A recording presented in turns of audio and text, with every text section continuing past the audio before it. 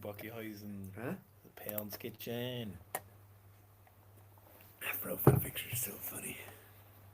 Never change, baby. Say the same, baby.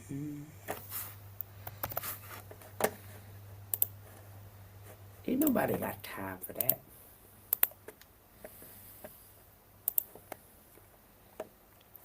Does anybody have time for their, you know? Some people do. Date is late, the 9th of October. All day long.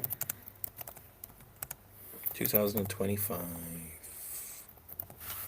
2025.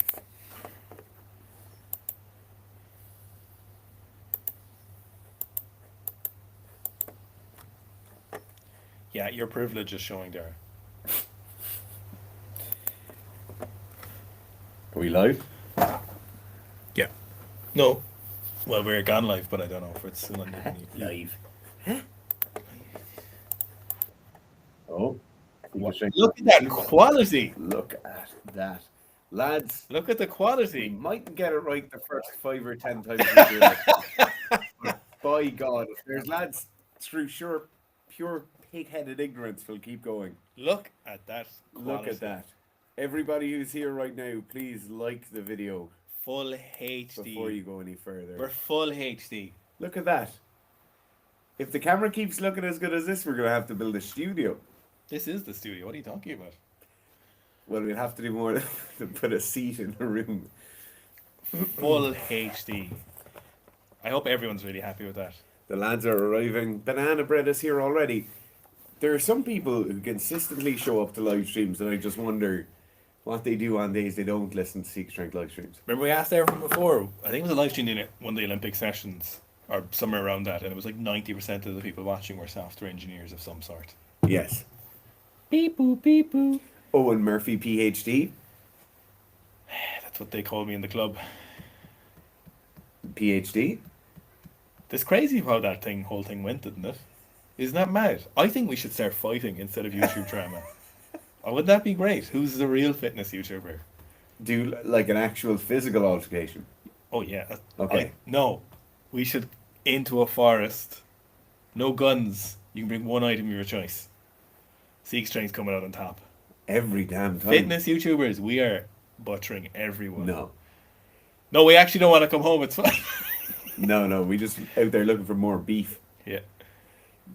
That would be good though, wouldn't it? Yeah. Like for funsies, just messing. For funsies. The white collar boxing side of things never does much for me. Or like Johnny Eddie Hall versus whoever he's fighting now. That never. That's not white collar, I know, but that really doesn't tickle my fancy. Realistically, think about this for a second. Like who in the fitness industry, if we're all putting into a 100-acre forest, who's coming out? Obviously, Seek Strength. Who's winning? 100%. Who's winning? Who's winning? Nobody's winning. If it's an American, firstly, it's just never going to. I feel like there'd be an old Russian there, Garth. You know? There's no Russian fitness YouTubers. You know? And obviously, people who are like fighting YouTubers, you're not allowed to enter. No, just fitness YouTubers. We're talking about like fitness YouTubers. weightlifting, powerlifting, bodybuilding, and aesthetics. Who's coming out on top? Yeah, these guys right here. You know, it was a funny story about PhDs. I remember I was doing my last year in university, and my final year project supervisor was also the PhD supervisor for this department. Mm-hmm. And one of the researchers, who are those people who don't lecture but work in the PhD labs, but they're old. They're not teaching assistants. They're just always doing research. Postdoctoral researchers. Or else they're professors who are kind of over it. Standing talking to a professor, the lecturer, whatever, and he goes, some future PhD candidates, and then my lecturer looked at me and I went, No. No fucking way, brother. Nuts. Anyway, first question. Matt Jewsom said planks for strength training, is it better to push the duration or just add weight once you say hit a minute or something? We've like a go-to standard for this. So generally speaking, once you're getting up to 2 minutes, like 90 seconds to 2.5 minutes, somewhere in that bracket, if you can do that unweighted, I don't see a reason in you going far beyond that unless you have a sports speciality that you really have to maintain your body weight in those positions. Some sailors and things like that will have to really lean out over the rail. But in most cases for sports performance, 90 seconds to 2.5 minutes is a great plank time. And then everything after that, we go to loading. So then I'll continue to load that until you can get body weight equivalent on your hips for 90 seconds. And then I think your plank is strong enough for everything you ever need to do. John Booker, I've already bought the RTA1, but I do have to use the app to enter the squat competition. Yes, you have to use the app, but John, send us an email. Yeah. We'll sort you out. Old man Gibbo says, Go I on. have a question. How do you guys deal with jet lag and training? Because just come back from Jamaica for 10 days and I think I'm going to need 10 days to recover. So one of the actually interesting things is exercise is really good at resetting the circadian rhythm. As soon as you get home, the next available time to get morning light, to get some of that morning light into your eyes, then get back into your normal routine. Don't do the whole napping through the day. Just try and stay awake and get back into routine as soon as possible, and then the recovery process will take as long as possible. Not advising or suggesting, but I do know this is probably one of the cases where melatonin is useful to get that going again. I don't have any personal experience or any recommendations with using that, but maybe look into someone who does. But I do know exercise, morning sunlight, and dare I say some seek sleep Hey, to get some better quality sleep in. my only addition I'd make to that is, and it's kind of just weighing in more heavily on one of Gerf's earlier points, is you just need to stay awake long enough to make yourself really tired. It might be like 1 or 2 days of really shitty stuff where you're awake till kind of 3 in the morning and you have to get up in the morning. You just have to stay awake long enough the next day to where you get really tired, ideally till 10 o'clock, 11 o'clock, midnight, and then go to bed again. You only need to deal with kind of 1 or 2 days of shittiness and then you'll be over almost all of the jet lag. Can we just take a moment for HD, full HD, 1080p? Full Can we HD. How just, good does that look? we got a new HDMI cable, we got a new capture card, we got a new Dara. It's actually not Dara anymore. Yeah, This is PhD it's Dara. hook grip, Dara. Great hoodie, by the way. Love it. Hook grip make phenomenal gear. Arguably some of the best. Yeah, yeah. And if And you it's so culturally appropriate. and if you ask them to put a lower price for customs because you're a poor student, they will do Yeah. that. They'll lie for you. Yeah. It mightn't work all the time, but they will do it.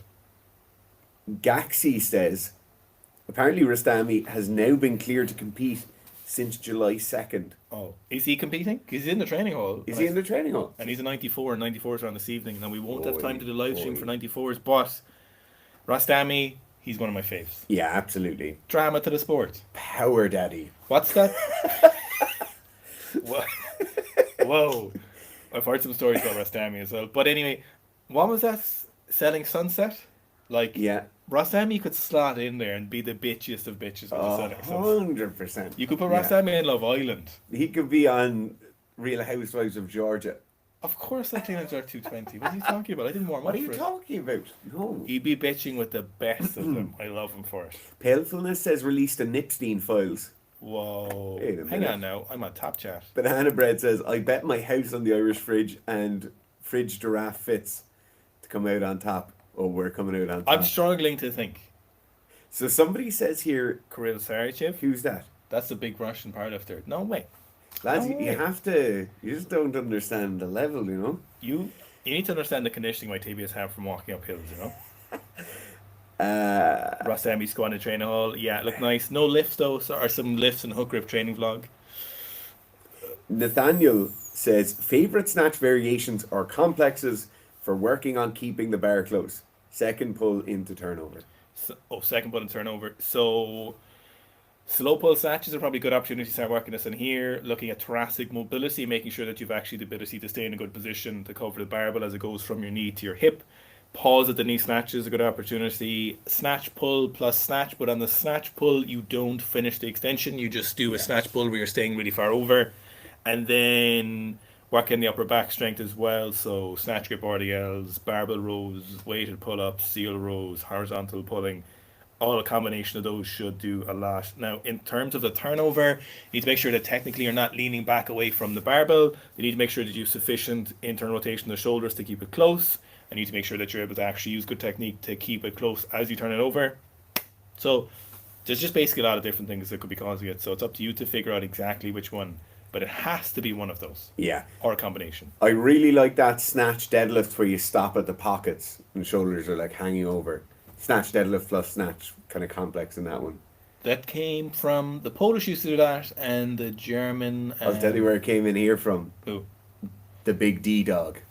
Dmitry Klokov used to have some insane complexes with that deadlift style. Who was the German coach?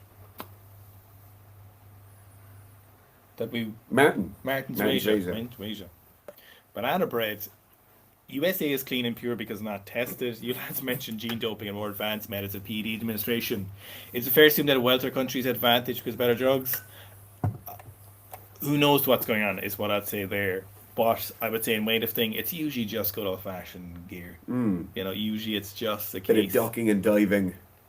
Most of the time in weightlifting's history, what I can say confidently, most of the time it wasn't good chemistry. It was just good politics and bribery. That was the biggest thing that we saw most often. Was there was actually other sports had to try and get around things a little bit more, not too much, but in weightlifting a lot of times it came down to big bags of cash, envelopes of cash, and patting on the back. Won't say who, but I know for a fact there was a lifter passing testing because a certain member of their federation was in a certain position in the IWF. That position was subsequently changed. That person tested positive, but the member knew when they were being sent for testing and they'd let them know ahead of time. A lot of stuff like that was going on. So weightlifting's not usually good chemistry. It's usually just a bit more good politicking. John Okay. He's on the start list. Haranav says, how long does it take someone to hit 200 kilo squats? I'm 20 years old now and I can hit 80 and I want to hit 200 or more in 2 years. You could literally do that in a year and a half, or you could do that in 7 years, or you might never do it. There's no way of knowing. Do the RTA2 a bunch of times and you'll get there really well. So John Brooker said the next one. Oh, yeah. Old Man Gibbo, thanks for you guys for advice and we'll look into grabbing some CKC. Well done. Cool. Hail 610. Akash says, Clarence collab when? I think Gabriel's gone over today. Is that today he's going over? I think he said he'd be there for a few days. Gabriel seems to be training hard as fuck. Yeah. Clarence doesn't seem to be training at all. Are Russians not lifting because of Ukraine or doping? It's because of Ukraine, but they are there. There's a Russian team at Worlds. There's about a Russian team at Worlds, but they're lifting under the AIN.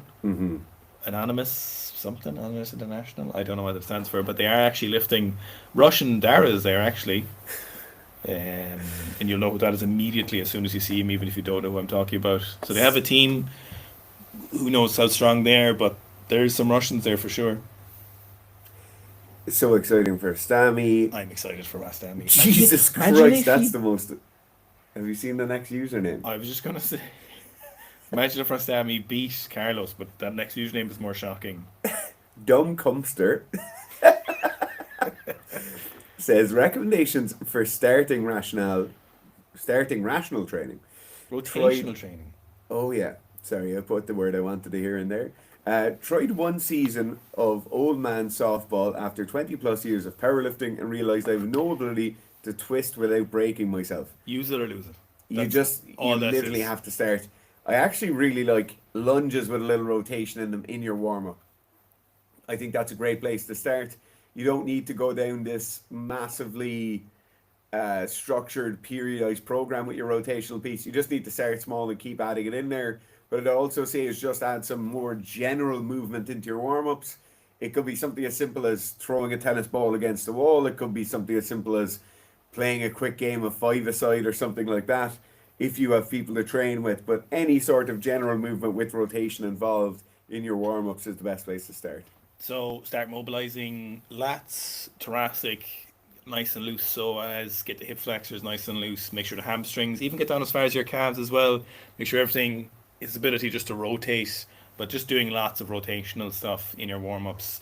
Any thoracic stuff, sit cross-legged, put a barbell across or a stick across, cross grip, and just rotating on the floor. So really just a big case here of Mr. Cumster is just rotating and getting that back in and immobilize. I bet you if you stuck a finger in your psoas, you can find it, and not your intestine, you'd find that'd be very tight, especially after a lot of powerlifting. You'd see that would restrict the rotation, and then thoracic and lats is all that good stuff. Luke Doyle says, hey lads, a city boy here, wondering how hard, time consuming it is to get into hunting in Ireland for someone completely new. Arguably impossible. Yeah, I would say go look up some guided shooting Yeah. experiences in Ireland and go with one of those companies. Do that 5 or 10 times. If you think it's expensive for a day's guided shooting, it might be a few £100 for a day. You're gonna be blown away by how expensive some of the other stuff will be. So you need to do that and figure out if you like it or not.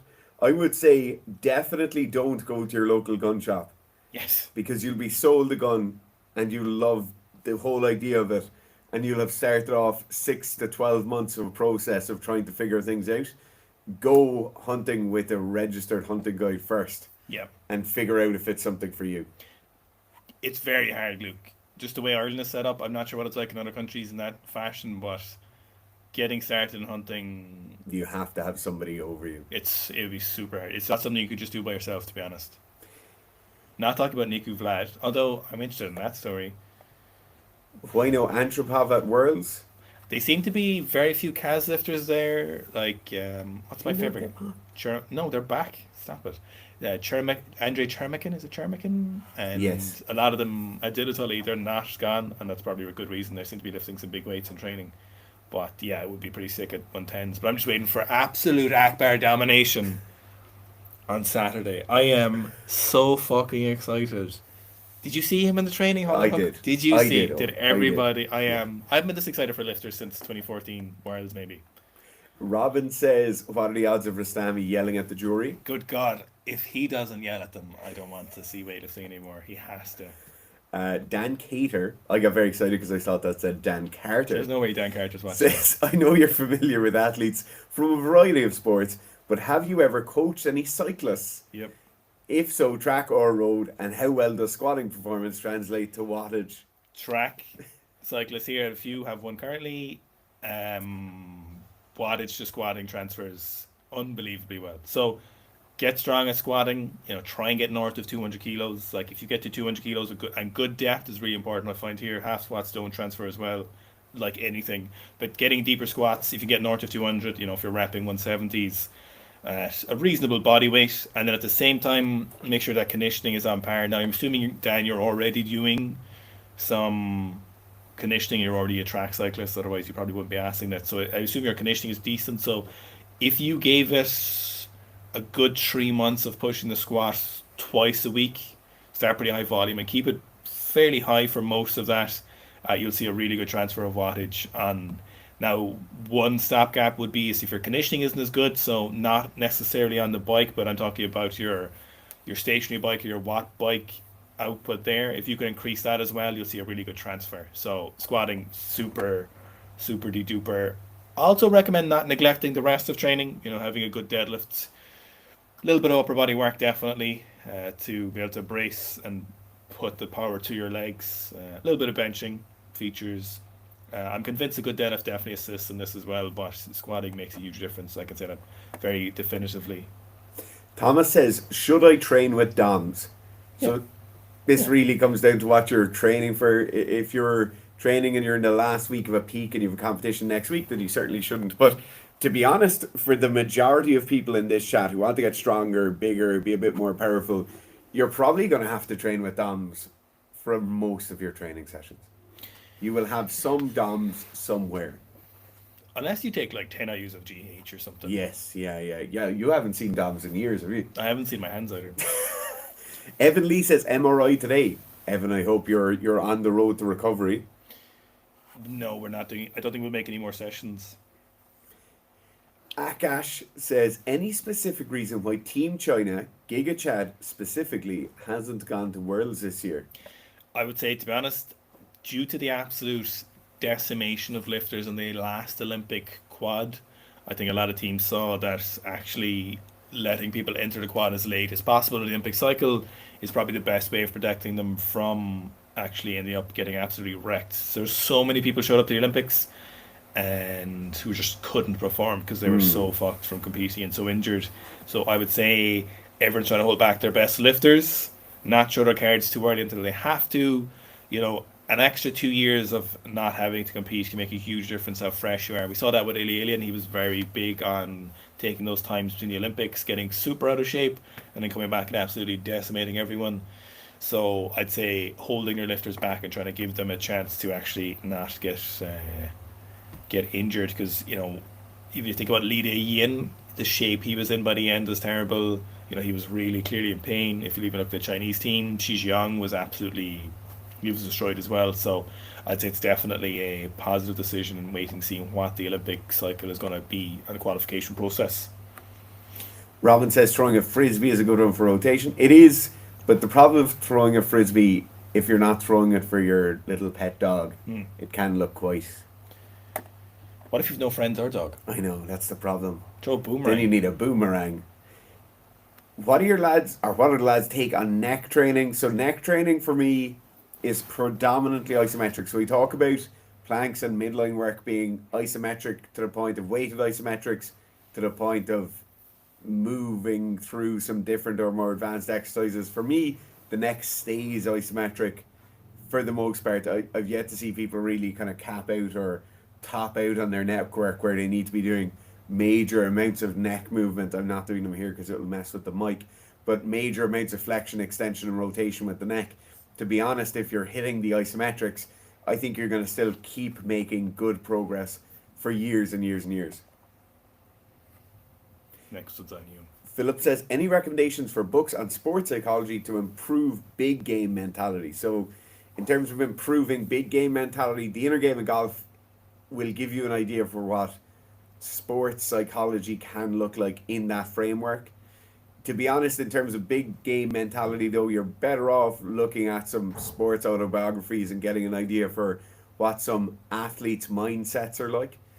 For me personally, there's some really good rugby players who had some really good autobiographies, and that will give you an idea for where you need to be thinking, where your mind needs to be. Johnny Sexton, the Irish rugby player, that kind of mindset and that very, very focused mindset would be one way of going about it. There's obviously a host of other people who think about things in very different ways. So, what I'd say in your case, Philip, is look to your sport or look to your favorite athletes, start reading their books and get an idea for how their mind worked in terms of big game performance. But then the last thing I would say before you do any of that is look at something like the performance cortex to give you a brief overview of what psychology and neurocognition might look like in sport, and then start diving into some other stuff.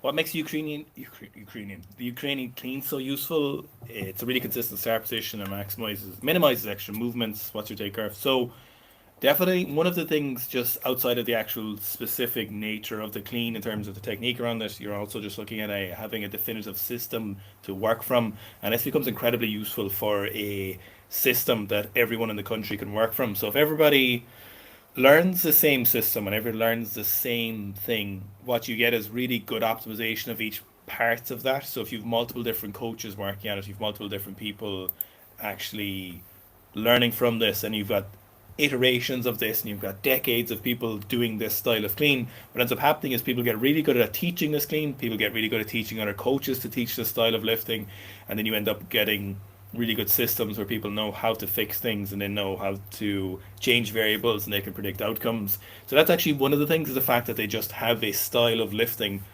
that is something that most people understand. Now, there's actually differences in Ukrainian lifting. Some of them are a bit more Bulgarian, some of them a bit more static in specific exercises. And like Troki and Anton came from the region where there was a heavy emphasis on the static and pause lifts and pulls. And Anton also said that that's actually where the best lifters came from, typically in Ukrainian history. So something interesting there, and the Bulgarian wasn't. Now, in terms of the actual specific technique of the Ukrainian clean, one of the things is the fact that you're minimizing that over pulling of the barbell. For a lot of people, they extend too much and over pull rather than getting under aggressively. So, one of the most important parts about heavy cleans is getting underneath the barbell at the same time pulling the barbell up as you pull under fast. And that's one of the emphasis of the Ukrainian clean, is that they're just super aggressive with the pull under, and they're minimizing the movement that might make you over pull by overextending. They try to eliminate that. Is it the best for everyone? Not necessarily, but does it make some beautiful cleans? Absolutely. Marcus Boxall says, why don't you guys include any calf, forearm, or neck work in any of your programs? So the first thing here, right, in terms of calves and forearms are getting extensively trained in almost all the programs when it comes to gripping the barbell, doing your pull-ups, pressing, anything like that. You're really going to be using your forearm to stabilize the wrist, to hold your hand in a position, to hold on to whatever load you're using. And the calves are obviously being used extensively during your deadlifts, your pulls, your squats, your jumps, your lunges, all of those. There's not specific work in there like calf raises or forearm rolls or anything like that, because they're not bodybuilding programs. Like, you're really not looking to take that specific body parts, i.e. the calf or the forearm, and just really toast that. For most of the programs, we're looking for kind of performance outcomes before we're looking for hypertrophy or just specific muscle growth pieces. Then in the specific hypertrophy pieces, like the upper body armor program, we're really looking to drive hypertrophy through general hypertrophy. So big, hard movements with a lot of volume in them. They will certainly be driving growth in the forearms and the calves. There's simply no neck training in those programs because neck training is very, very sensitive to load. So if we included neck training in a rugby players or a judo players program, that really needs to be a standalone stream, and it is a program that will be added to the app probably within the next kind of 5 program editions. But it really needs to be on its own stream, on its own ladder, because if we overreach with the neck work, you have massive downstream effects in terms of your sports performance, and it can really put people in quite bad positions in terms of getting cricks in their neck, getting very tight in the upper back and shoulders, which has a kind of larger downstream effect than you just toasting the biceps a bit more than you would in another week. Do the muscle versions of the Olympic weightlifting movements have any benefits for a non-weightlifting athlete, and does the RTA program include both 1 and 2? So, in terms of the muscle versions, yes, in a kind of not very specific or productive way. Well, it is productive. If you give me someone who's muscle snatching 110 kilos or 120 kilos as an athlete, if they're a thrower or a rugby player or someone, then yeah, it's going to have the use. But getting there without being a practicing Olympic weightlifter is something that just won't really happen. More in terms of a kind of a brute strength fashion. So if you're looking for power output, then the clean or power snatch or hang power snatch or power clean are going to be much more useful because you'll be able to move the barbell faster and more efficiently. So usually muscle variations are a derivative of the lifts to improve the quality of the lift. So it's kind of like a step back from the Olympic lifts. And so yes, but it's not super useful. To answer the question is no, I don't think you should do them. I can't think of a good scenario, if that makes sense. And the RTA program on the website is RTA 1, but the RTA 2 is only on the Seek Strength app at app.seekstrength.com. Also, don't forget, just in case none of you knew, that we actually got rid of the AI chatbot and replaced it with our coach feature where you literally just talk to us, you ask a question, and we're there to help you out and make sure that everything is going as smoothly as possible. You press the big orange button in the top corner. Dara? John Booker says, Dara, why do you squat with your feet so aggressively forward? I find a little bit turned out lets me stay upright a lot more. So I squat with my feet very straight forward and my knees pushing really straight forward because I'm tall and around 2/3 of my height is made up of my legs. So I have very weak quads. In order for me to get a better squat, the number one thing I need to do is get better leg strength, and having my toes pointed forward, my knees tracking really far forward really, really prioritizes the use of my legs during that squat. So it might seem somewhat counterproductive that I have weak legs, so I'm leaning into the legs more. But in terms of getting a heavier squat, for me, the most important thing is my legs being strong at that point, and having my toes pointed more straight forward allows me to do that. Does it sacrifice my ability to stay a slight bit more upright? Possibly. Does that matter in any way for anything I'm trying to do? Definitely not. I've never really struggled with that kind of ability to hit really good deep squats. Anytime I squat shallow, it's for a reason, to try and really emphasize that isometric drive in the bottom of the squat. But right now, and I give this advice to everybody who's taller and has longer legs, you need stronger, bigger quads and pointing your toes forward. Like, a great example of this is if you look at what Carlos Nassar's squat is like at this Worlds. He's super toed out, super wide, very straightforward. Super wide like this. His knees aren't tracking forward at all, and he has almost no leg drive in the squat, which is very, very strange. And you see how weak it looks. I'm basically trying to do the opposite of that. You also have incredibly weak adductors for some reason. Yeah. What is that about? No idea. I think we can actually show the questions on the live Do stream. you want to go to banana bread there? I'll go to banana bread. Question regarding technical model variability. Hang on, the stream updates when people ask a new question. Oh god. Show on stream. Holy Holy moly! shit! Are we up and running? Look how Is it? fucking professional It's this coming looks. up on me screen. Is that me screen? It's not on your screen yet. Wait till you see. There it is. Before now. we ask Oh, the wait. question, we want to see. And it's even, is it Wait, back? is it there? Show on stream. Oh my It only goodness. shows for a few seconds, I think. I want to see it on this screen though. Oh my goodness, there he is. And a little icon and everything. Okay, can you pop it up again there, Justin? We'll read the question. Or is it So, question regarding This- technical model variability when countries teach lifts differently? Example, forward lean versus vertical torso. Is this because disagree on ideal bar path or only on method of achieving the same ideal bar path? So a lot of this, right? An example I'm going to give you here, the Japanese lifters really push their knees out to the side and really emphasize that vertical torso position. And in speaking with a lot of those Japanese lifters and their coaches, or sorry, mainly their coaches when we were there, they said it's because they've got weak backs. They don't have as strong a back as the Europeans and the Russians do. So they perceive their backs to be weaker. They want to take their back out of the equation more, and so they're going to drive with their legs more and build their squats higher. It's an interesting thing. Everybody's working towards the same ideal bar path. Everybody's working towards that same thing. But certain countries have these perceived notions of where their strengths and weaknesses lie. And I think that's a lot of what you see in those cases. some of it's cultural as well, where there's kind of, that's what they end up favouring. And most people have a very similar template of the bar pat. Otherwise, you won't be able to lift. Dumb Cumpster. It's up on the screen now. Thanks, lads. I recommend your channel and products to everyone I can. Thank you so much for that. Yeah. We really, really appreciate people. The amount of times someone has said, oh, the lad who trains in my gym actually showed me your videos. And that makes such a difference. He says he's had that username for as long as he's been powerlifting. Adds up. It makes Yeah. sense for. You can turn off the timer, so now it's just on the screen Oh all my the time God. for everyone. Right, Thomas says, should I train with Doms? Okay, I train rugby on Monday, Tuesday, and Thursday afternoons. Should I be training on the mornings the same day as the training sessions or not?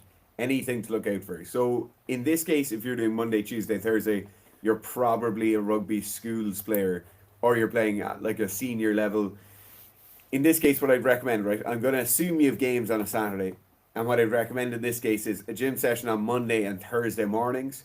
The reason I'm saying that is I'd really like you to have a full day off on Wednesday. A lot of the time people will use that Wednesday for like going in the Wednesday evening and have a big gym session. But in that case, you're training Monday, Tuesday, Wednesday, Thursday. And I'd prefer you to have that Wednesday off, particularly after the pitch session on Tuesday. So put the gym sessions Monday and Thursday morning.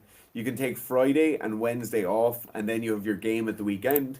If you don't have a game at the weekend, and if you don't have a pitch session or a team session, put that Friday session onto the Saturday and go a good bit heavier. Look for bigger, heavier compound movements like benching, squatting, and deadlifting, and you'll be good to go. Thoughts on static versus dynamic core training, core movements versus resisting. So we actually like a big mix of both. Most people just don't train their core enough as it is, so doing any kind of core training, but weighted sit-ups, back extensions, Russian twists, side bends, planks, starfish side planks. We like a big mix of both of those, and when it comes to core training, it's all super valuable. So definitely getting both of them is huge. We're big fans of that. Not super adverse to any of them. What's your opinion on the state of weightlifting in Ireland? What do you think it could be done better? If it's too political, feel free to skip. So in terms of Ireland, it's just not really a sport that's a priority, and as long as something's not a priority for a funding or a government funding body, it's just not going to be something that's ever going to be very good. If you look at the recent budget, they gave the League of Ireland an extra 3 million. I couldn't imagine a scenario where they would give Ireland, Weightlifting Ireland, for example, a fifth of that, a tenth of that, a 20th of that kind of money. That would be just absolutely insane. So if you look at how not great is even Irish players are at soccer on the grand scheme of things, even though obviously there's been some standouts and some of them are playing the European League from what I gather, that level of money just isn't coming anywhere near weightlifting. And no matter what you want to do, there's a certain level of support that's required and a certain level of clubs around the place to take advantage of a certain number of genetic talent and a certain number of people who understand weightlifting. The system just isn't there for it. It just isn't an opportunity, and I doubt it will ever become a priority. So maybe you'll get that standout. Maybe you'll get that random lifter who comes along and he's very good. But if you want a consistent system where you're showing up, you need all hands on deck and you need big resources, and we just don't have that in Ireland is the main thing, and I don't see that changing. That doesn't mean people can't enjoy and be good at weightlifting, but that's how it is. Yeah, I don't actually think weightlifting or any of the individual sports in Ireland will ever really get to the point of what you might see in Eastern Europe or anything like that. In Ireland, we're relying on sports to get backing from the government. Um, that would be things like soccer, rugby, GAA, basketball. These are sports that have thousands of clubs around the country that have hundreds of thousands of children of all ages doing these things. Those clubs are busy every single night when you drive past them. The lights are on, and there's 100, 200, 300 people using those facilities all the time. Weightlifting as a sport will never get to that level of public participation. And then to get that kind of government backing, there's just no justification for doing it. Like Ireland are not paying athletes because they really want loads of athletes winning medals at competitions and stuff like that. Obviously, the carding system and the professional athletes who might be at Olympic level in track and field are judged on their results in competition, but mainly Ireland are backing people at a government level who are going to be inspiring kids and teenagers to have involvement in sports so they have a healthier, more active population. And weightlifting can't ever bring that on that level of a scale. In the other individual sports where people tend to do well or tend to thrive in Ireland, like golf, like swimming, those sports make their own gravy. They're not relying on funding from government. They're not getting funding from the government, and they're making their own ability to kind of exist and grow and prosper through private coaching, through very high membership rates, through senior level or adult level membership rates, paying for the kids to come in and get involved. You've sports like golf that are incredibly expensive for adults to play, but almost free for adult or for kids to play in Ireland. And that's why you've got really good talent streams coming through there. Weightlifting, you're never going to have that. You're not going to have somebody paying 15, 20,000 euro a year to go and play golf as an adult, which is then funding the kids to go and train. My lads have a baby soon. Bought a Swedish ladder with a dip attachment for upper body as well as running shoes. It's got maintenance program for the first couple of months for lower body training. So there's a couple of things you need to be aware of. So I think your expectation for the first approximately 6 months should be very limited. Your main goal should be just to get in training, and then if something productive happens, be happy, and if not, don't consider it a major loss or any negative feedback. Your main priority is your newborn child and prioritizing that, and your mother, the mother of your child, is their main priority and should be for the next few months because it's obviously a massive change. It's probably one of the biggest changes in your life. So prioritizing the new boy or the new baby and new life you have to take care of is far more important. So that's priority number one. And the reason I'm saying that is not to lecture you morally, but just to reframe your training, because what could easily happen is, let's say you're really good at training at the moment, you're super consistent and training goes really well, and then you have a baby and it's not going as well. You can easily start getting both a less enjoyment from training and then feeling like you're being torn between two particular places. So what I'd advise here is completely let go of the aspirations for training initially until you can actually get a handle on the situation and make sure everyone else is happy, because in my opinion, and it probably should be your opinion, you're no longer a priority. You're number three probably in this scenario, at least for the foreseeable future. So making sure all that is a priority. So then when you get training, you're of the mindset that you think, you know what, I got training today. That's three training sessions done this week. And you might get four done. And in some weeks you might do one or two, depending on what it is.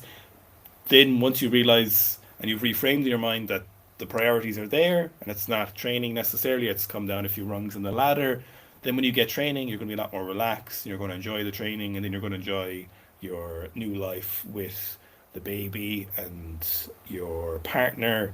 So then it becomes a lot more enjoyable. Then after, my kind of opinion is, once 6 months are up, that's when you need to start. Okay, I think the Germans say Wenchen Denchen, which is basically you better be all in. After that, then there's no more excuses. That's my kind of opinion. Then you need to figure out life with children and a baby, and how you're going to improve your training and what priority that is and what your goals are, and there's no more excuses to use after that. But for the first up to 6 months, my opinion is hyper prioritize that and make sure that's evident to everyone.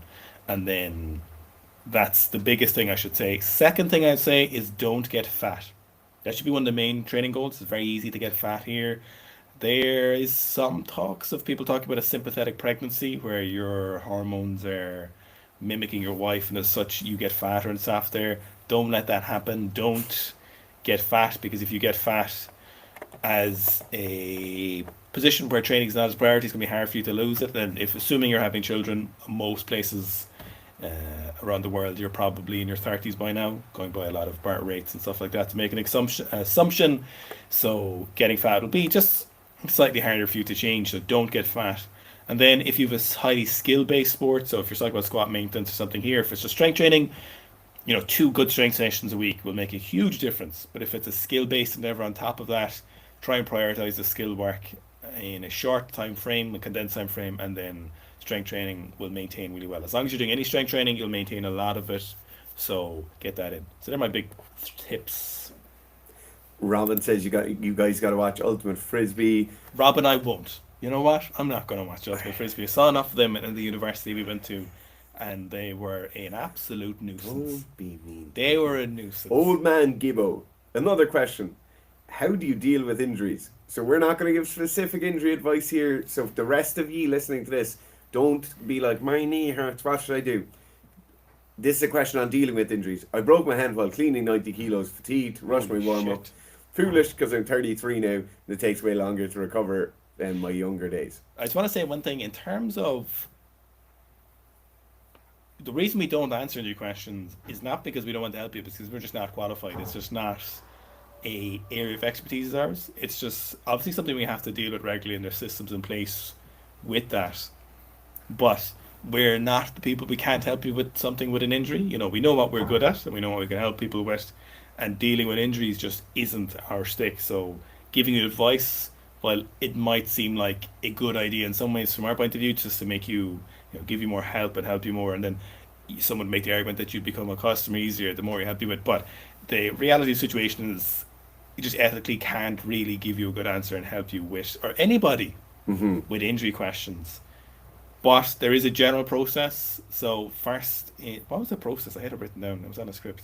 So first one is assess how bad it is and go see someone, adjust training load, and then do prehab, rehab as needed. Now that's not very specific, but that should give you an idea of one. Obviously, if you've broken your hand, I assume you've gotten a cast, or you've gone and seen someone. Then you need to adjust training to ensure that you're not re-injuring that site. And then number 3 is doing the prehab or rehab that you've been given to by a professional. And if you follow those things, the injury recovery should go quite well, assuming you can meet the relevant experts. And barring that, just put a load of peptides in your hand and just recover. But I will say as well, when something like a hand, and you really want to go back and train and like really aggressively chase something else. Like if it's a squat and you can squat safely or use a safety bar or something like that, really, really get after something else while it's happening. Yeah, injure something else, yeah. It will drive a lot of growth hormone. It will drive that recovery process to your hand even more so, and it will also keep you sane. Runner Boy is up next. How much strength? You say an extra 10 kilos in body weight give? It could be anything. It could be the difference between you being very, very average and you being an exceptional athlete. Let's say you're 75 kilos and you go up to 85 kilos. That could be the difference between you being a national level lifter and really being in great shape, or else just being kind of meh for the rest of your life. It could also be zero increase across all your lifts. You could just get fat. But it could be the difference between you never squatting more than 170 and it could be you squatting 210. Yeah. It could make a huge difference. It could change your leverages. It could add so much more muscle mass. It could make everything so much better, or it could just literally be muck. It could be pure messy fat. XDP. There's so many usernames here that I'd love to know the reason behind. Thanks. I absolutely prefer a solid turnover like Anton compared to the exaggerated pulls lead in the clean. Thank you for your concise answer. Will we do it ever snatch, clean, jerk review videos again? Maybe. Maybe might do some on a live stream at some point even. Thomas says, maybe even then. any exercise recommendation for rugby players to work on mobility for rugby players, especially for the scrum and jackal. So in that case, mobility is really around the hips, hinging at the hips, the ability to get into a deep squat can always help there. To be honest, right, as long as rugby players are able to do deep high bar back squats or high bar back squats that are what I would deem deep enough to below parallel, and they're able to get into a pretty good deadlift position, you're pretty much able to get into any position you need to jackal or to scrum as well. Now, there is definitely an advantage to be gleaned from, let's say you can do a full box splits, you can jackal in almost any position because you can put your head between your legs and kind of get over a ball, but you're not really going to move the needle on any major rugby performance beyond you having a good high bar back squat that is to depth and you having really good deadlift positions, even deadlifting with a deficit of maybe a 10 kilo bumper plate. Once you're hitting both of those markers, I don't foresee a massive reason for people to chase massive mobility. Certainly, extra hip hinging, extra pancake stretching will all help there, but I would chase those other two first. What's jackal? Jackal is robbing the ball, so you're on D and you're robbing the ball from a ruck. Painfulness said love no hook grip, hang power cleans and regular power cleans to a grip, and also hang on a barbell on top of power rack is super challenging. Yeah. Sorry for another question. What would your thoughts be on training Olympic lifting and boxing? Not an issue, but it's not a priority. You know, when it comes to combat sports like boxing, a lot of times the standard for strength training is pretty low, and the athletes involved in it actual experience of strength training is low. So you're coming in with basic but productive movements. You know, you're starting squatting, you're seeing like mobility is like, you're trying to get some decent range of motion in the shoulders, you're working on back and core, but the Olympic lifts just, while would be useful, just would not be a priority. You'll see bigger benefits from solid, consistent strength training rather than the Olympic lifts. You know, because if you think, okay, you see some short-term benefits because you're just doing any kind of strength training because that tolerance is generally low again for that strength training in boxing. So doing any kind of barbell stuff will be useful, but you'll see a good bang for your buck. You know, if you start repping 1.2 body times body weight, for example, or getting a little bit of strict pressing in, a little bit of dumbbell bench pressing in, getting a stronger back, working the core a bit more proactively with weights would be more productive. XDP says, can we use the orange button coach thingy to send form checks? Not So yet. not yet, but Not that yet. that update is coming. So very, very soon you're going to be able to send in videos monthly to get video feedback on whatever it is you want, whether it's a snatch, whether it's a clean, squat, anything like that. What mostly happens at the moment is obviously a lot of questions and feedback and stuff like that. In terms of form check, generally speaking, I'll ask someone to send a screenshot of their start position or their catch position or their foot placement, and we'll kind of work through form issues like that. But the video feedback feature is going to be coming very soon, but it's certainly something we can work on your form right now with the features we have already. So lads, just saying thank you. No, thank you, lads. No, thank you. Watching the drama unfold at the other side of the fitness industry, it makes me very grateful that we've just nothing to do with it, to be Yeah. honest. XDP says, for 8-week squat challenge, which is starting Sunday? Monday. Well, entries are closing Sunday. Okay. You guys are starting the 13th of October. Can I substitute the squats on weightlifting block 1? So he's on day 1 and 3 with the RTA 1 squats, doing the second day, the first time. Yeah.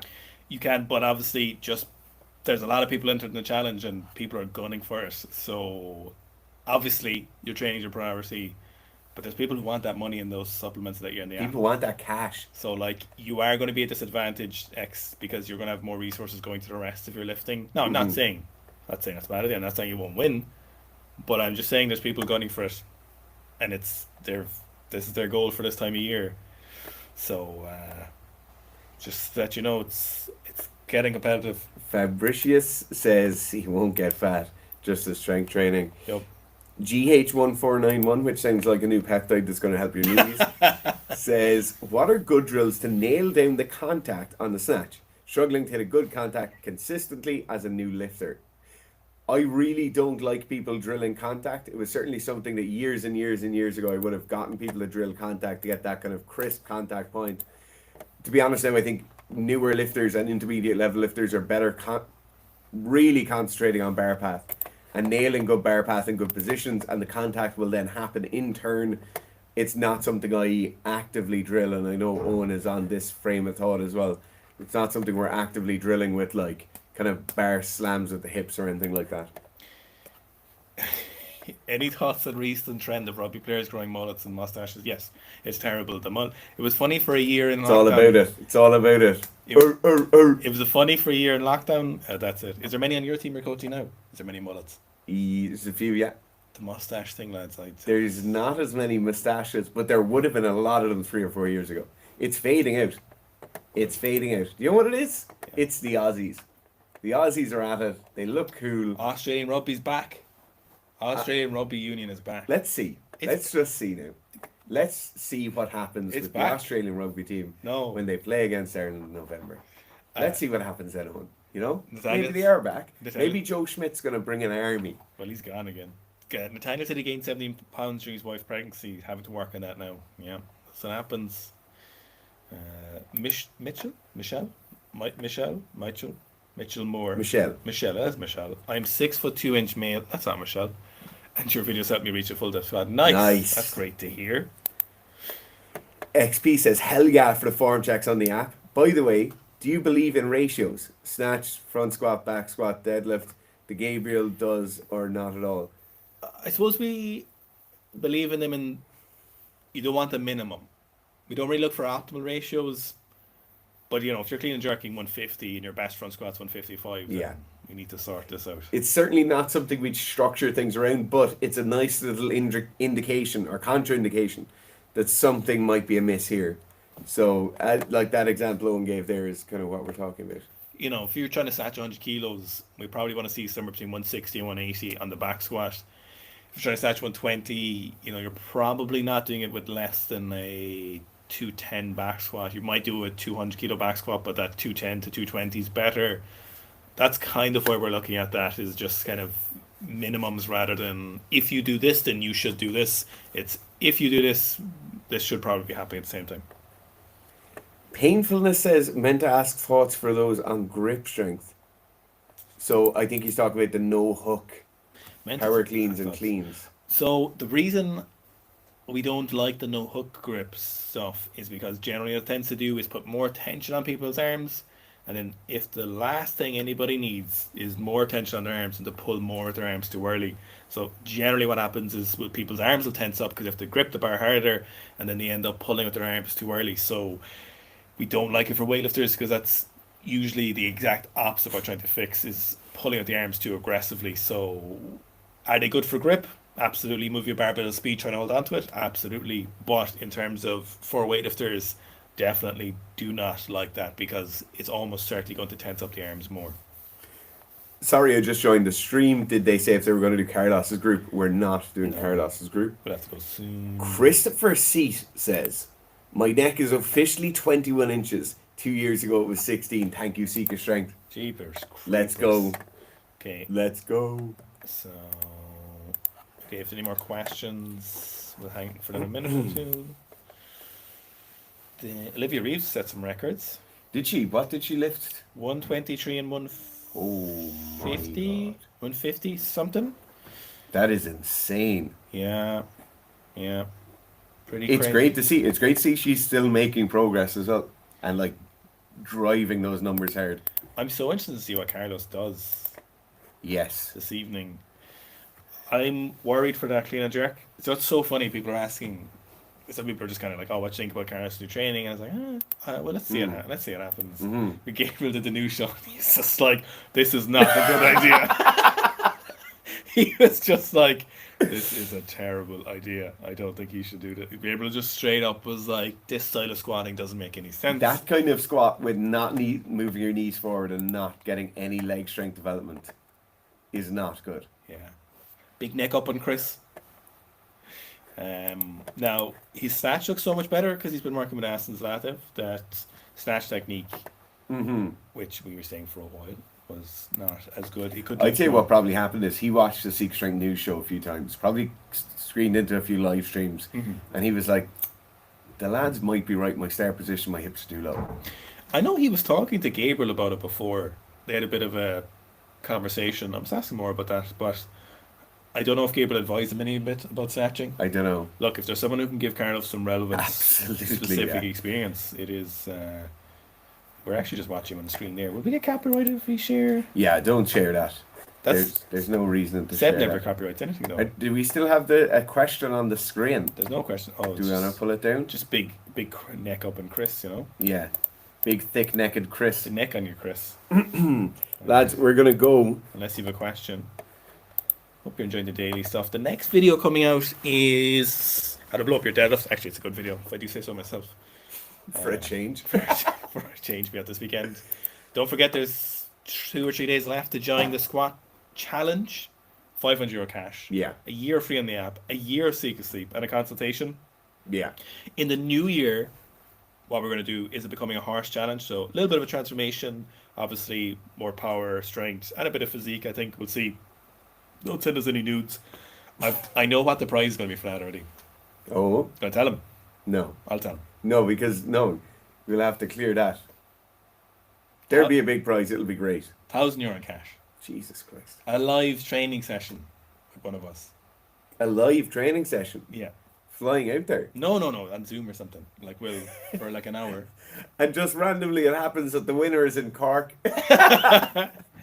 Yeah, and then another year on the app as well. Yeah, I'm not. His clean start position looks wrong. He doesn't seem to have leg strength. I thought he was injured, but it seems to be the new style of training. His clean doesn't look as good. Mm. And at the competition, he only did 215, but he's moved up a weight class now, so it should be a lot better. Yeah. I want to see Carlos do well. The snatch looks hot, but I don't think the squatting this way. The problem is, you just can't clean and jerk without big, massive squats. So okay, he had a lot of knee valgus before. Mm-hmm. Which was a problem. I don't think it was a problem necessarily unless he experienced a lot of pain from it, which maybe he did have knee pain. Yeah. But he did not need to go this corrective, you know? Yeah. Even Look, though that clean looked better there. That's only 190 for him. Yeah, I know. Has he snatched that yet, Matt? Maybe. Look, the proof is in the pudding. We'll see in like an hour. Right, guys. Oh, hang on. Well, Francisco's one question before we go. 76, been training for a year now. However, I can't squat more than 130. Should I just be okay with this? Or should I be definitely squatting heavy weights? That's pretty good for a year at 76. That's nearly double body weight. Double body weight. What I would say is if you're wanting to get stronger, you probably have to get a bit bigger.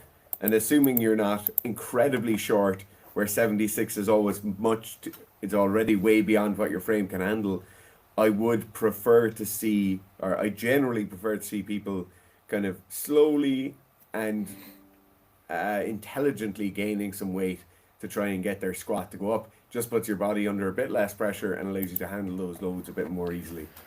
Okay. Everyone, squat challenge. Still chance to answer. Hope everyone has a great day. And someone says they want to do randori with the two of us. Would like to do some randori with Owen Chan. With Owen Chan. I'll have you know one of my best parts of my jiu-jitsu is my judo. For some reason. Okay. Are you going to live stream for the A class today? No, we don't. Unfortunately, we can't. Life has gotten in the way again. Nice, guys. See you a lot later.